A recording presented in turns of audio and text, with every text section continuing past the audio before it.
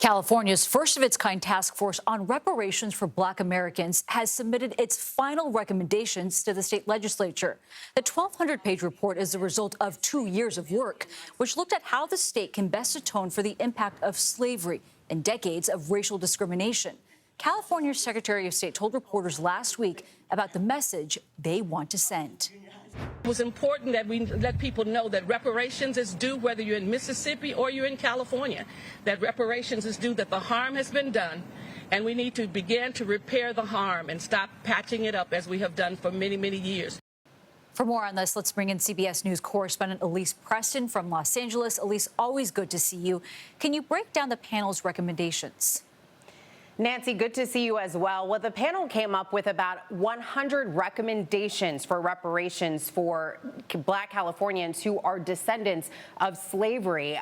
Some begin with an apology from the state for its role in systemic harms over generations, beginning with slavery. One thing that the Reparations Task Force found is that while California outlawed slavery, they still existed in this state. Thousands of Black people who were enslaved in southern states were trafficked to California during the state's gold rush and began mining here. So that was its first imprint with the legacy of slavery. Then some of the reparations come into play when you talk about more recent harms like housing discrimination, mass incarceration.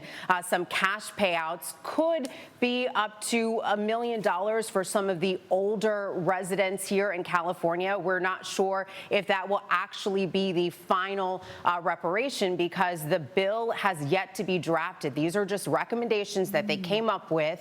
Lawmakers will now draft a proposal and expect to get that in motion January of 2024. But the findings did discover that Black Californians lost out on roughly $500 billion in things like shortened lifespan, over-incarceration, and Black business devaluation. Nancy? What has been the public reaction to this report, especially when you talk about figures like that?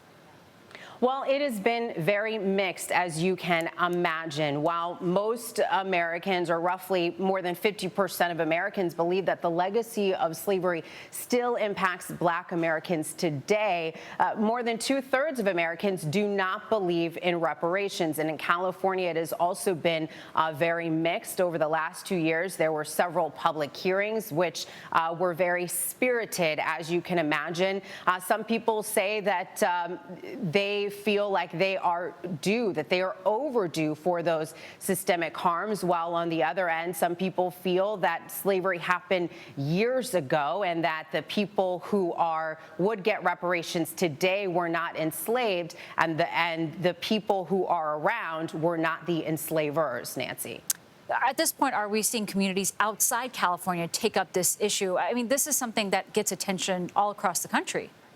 Yeah, for decades, we have seen reparations measures be proposed and then failed in states and cities and on a national level. Some in California hope that this reparations task force, that these findings, that this move will kind of propel a national moment here when we talk about reparations. But yes, we have seen them across the country with institutions paying not just Black Americans, but also pouring and investing into other marginalized communities. We do know that here in California, there are municipalities like San Francisco who are taking up reparations, as well as cities elsewhere. Evanston, Illinois passed a measure in 2021 that gave reparations to Black residents there.